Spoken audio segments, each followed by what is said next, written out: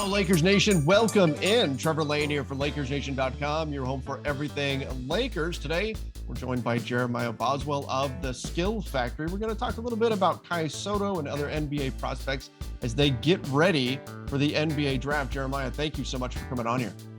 Yeah, thanks for having me. Looking forward to it. So we came out, Lakers Nation, we came out this past week and we went and we saw Kai Sotto preparing for the draft and got to chat with him a little bit and see part of the process. And I want to get your take from the training side of things. What is it that right now you guys are working on in order to get Kai specifically ready for the draft, which is, I mean, it's coming up fast. It's sneaking up fast, and especially when you consider how far out, you have to start your team workouts even before the draft. Mm-hmm. And so guys really have to be ready early. With Kai, you hear a lot of the same messages over the years. Super skilled, a lot of talent, but some of the things we've been really focusing on both offensively and defensively is just lateral movement, explosion, quickness. Can he defend? How can he defend? Physicality, toughness. Kind of the themes that you hear, as well as just, making sure he's shooting the ball well. So I like to say in the pre-draft process during these workouts, there's really two things that are pretty basic that are going to give you an upper hand if you're prepared. And one of those is being in elite shape. So if you're in great shape, you're able to get up and down, you're able to play one-on-one and never get tired, do everything that the teams expect you to do and show no fatigue. That's really going to set you apart. And the other is if you're going to make shots, right? There's always going to be shooting drills. They always track everything. So if you're making shots, that's going to jump off the charts too. And that's something that Kai definitely seems to have in his skill set, is the ability to hit that outside shot, the three-pointer, which, I mean, we're seeing more and more in the modern NBA where they're asking for bigs who can stretch the floor like that. But my big question coming into this, or at least one of them, was the lateral quickness, which you already mentioned. Can Kai keep up in that regard? Can he defend in space? Because we see the NBA has become such a pick and roll heavy league. You get bigs switched on to guards pretty consistently, unless you go into drop coverage or whatever it is that you're going to decide to do. How has the progress been there? When I was there, I saw Kai doing lateral slides with a rubber band, and somebody's holding on him and doing everything they can to make it more difficult. How's been the progress on that side of things? I think he's gotten a lot better. I think being able to take the lens of having worked with him a few years back and seeing where he's at now, I can see progress. I think if you look at the micro level, from 2 weeks ago to today, it's harder to notice that progress. But overall, I would say he's making progress. But I also think one thing that's really helped him, and I can see in his growth, is that he's so long, right? He's 7'2", wingspan is really long. And so he used to not understand how to make up ground with his length. So if he gets beat laterally, he didn't understand how big he was and how stretching out could block a shot, contest a shot, change a shot. And now, not only is his lateral quickness improving, I feel like he understands his length and can go get a block and can go change and alter a shot and, make that 3-point, on a switch a little less comfortable for a guard. So he's starting to understand that too, which I think is a big part of being a better defender. You mentioned that wingspan, and one of my takeaways from the open run was there were a number of alley-oop dunks. I mean, pretty vicious slams. And nobody in the gym really reacted like it was any big deal. They all kind of just, hey, this is something that we see every day. And that was my first indication that all of the guys playing here have played at a very high level and have seen this kind of stuff on a regular basis. If that was, say, a high school gym, everybody would have just been losing their minds if some of the dunks would have dropped there. But the one play that drew oohs and ahs, and he didn't even finish the play, he got fouled on it. Kai attacked from the baseline, and he put the ball in his right hand and just reached his arm out to keep it away from the defender. Just put it out and went and attacked. And he got fouled, so he didn't score on the play. He got to the free throw line. But that wingspan, how critical is that for his development, and how unique does that make him in terms of the players that you've seen? When he puts that ball out, I mean, nobody can touch him. Yeah, no, it's like you think about Jabbar and the history of the game. Like, guys find ways to score and create shots that you just can't block, right? It's make or miss, right? We're going to do the best we can, but we can't block it. And so I think also on that play, something that's really notable is as Kai stretches the floor, he caught that at the 3-point line. He's become a really good at shot fakes, right? So his shot fake is extremely effective. And so as he's making that three and you have to step out, he's really good making decisions with the ball and putting it on the floor, downhill, 1 or 2 dribbles. And like you said, he's at the rim. Kind of another part of that is he's actually a really, really good finisher with his right hand. He's a lefty, but a lot of finishes go right hand. And so he's able to take off. He does a really good job of going off his left foot and stretching out with that right hand, like you said. And sometimes he's doing kind of the Euro slow steps using his body, which is kind of awkward. So he gets it off.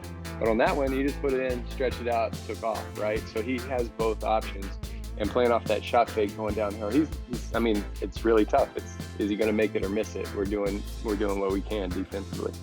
I'm so glad that you mentioned his hand, that his right hand, because I wanted to ask you about this. I was talking with his dad, with Irvin, and we were talking about, you know, being left-handed and the kind of advantages that can have. And through our discussion, it came out that Kai is actually right-handed, that he writes with his right hand. He just happens to play basketball left-handed. And of course, LeBron James is the same way, just the inverse. He's left-handed, but plays basketball with his right hand. Is that an advantage for Kai, that he tends to do things with his right? Like, does that make his offhand stronger compared to a typical player, or is there maybe no impact? Yeah, I mean, I think it's huge when you think about bigs, right? So much of what they do historically, and even just in pick and roll play, right? They're playing around the rim. They're in the lane, right? Even those little short roll floaters. And to have the option to go with either hand is critical. It's huge, right? Like, you know, you're not getting your shot blocked, you know, by trying to shoot with your inside hand. And so I think that's really big for him. I think he's actually even going to have go-to moves on the block with his right hand, because he's just so comfortable either way. And like we said, you know, he's good off his left foot as well. And so when you go off your left foot, it's natural to go right hand. So I think that's a big part of his upside. I think, like I said, I think one of his go-to moves will end up being a righty little, kind of a quick floater, not really a hook, kind of an in-between shot. So I think it's a huge advantage. You know, one of the things that I talked to Kai about was the pressure that having an entire country, I mean, the Philippines are all very much behind Kai, the pressure of that. And he spoke very positively about it and loves it and all of that. What's been your takeaway from that? Just having that, all those hopes and everything on him, what have you seen in terms of his drive, his work ethic, and all of that, given the pressure that's on him?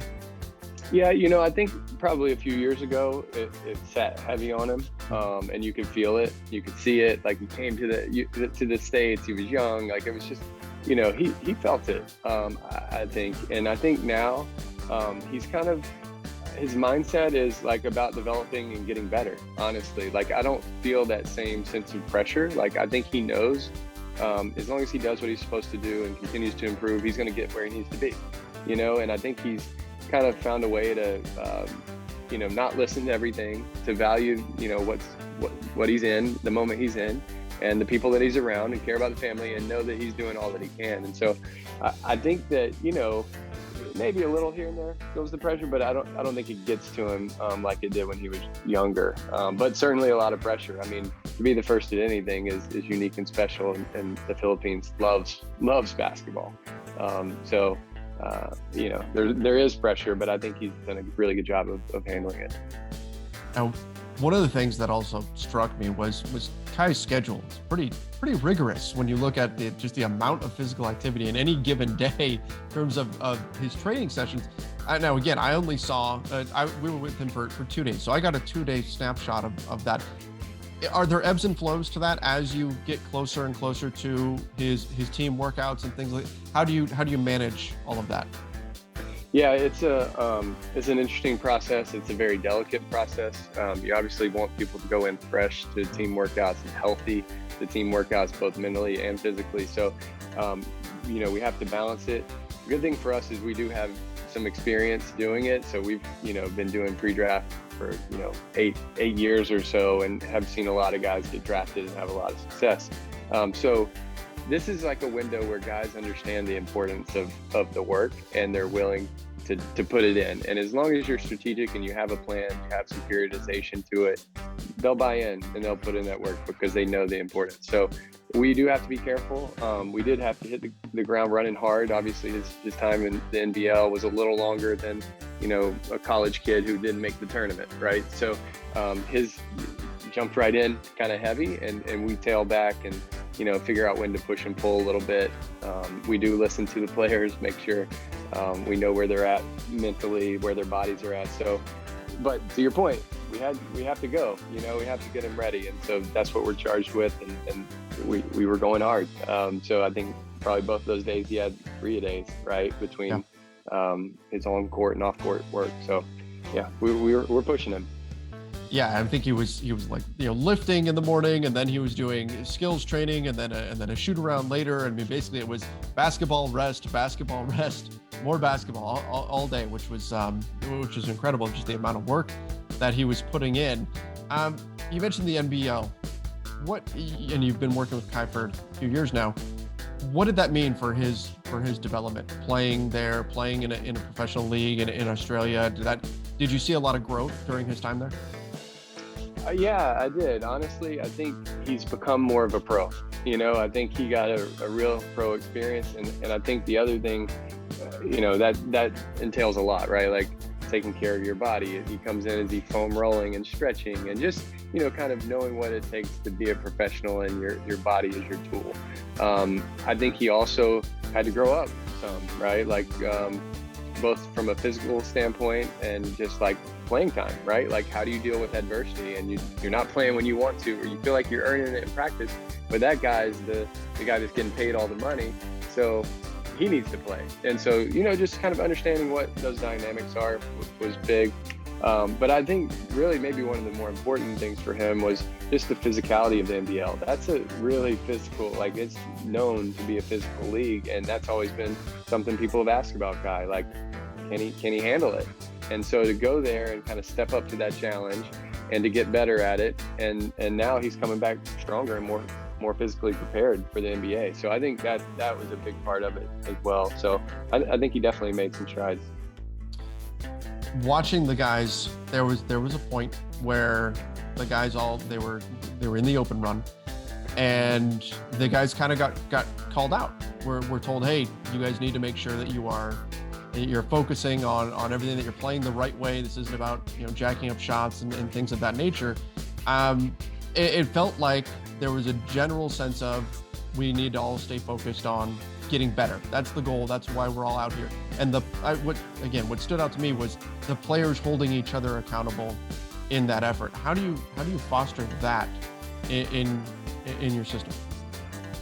We're lucky to have some guys that are working with us that just get it. I think kind of the beauty of this time for us is really cool because we have some veterans who have played in the NBA, but you also have these young guys who are in college or NBL or wherever trying to become pros. And so there's this blend of like, older guy wants to see it done right, wants people getting better, and younger guy who just wants to play hard and do everything and maybe score every time, and he thinks that's what value is. And so we've just tried to blend those two worlds, and we've got some leaders in that have played in the NBA and have experience and know what it looks like, that are just great. Like you said, it was them. It was peer to peer, which is better than coach to player at any time. So we're just lucky. We do talk to the vets and say, look, this guy or these guys could really benefit from hearing your voice. Like, I've been saying this, but you saying it's different. So we'll plug that here and there, but it's just the nature of good leaders, good players who have been through it before.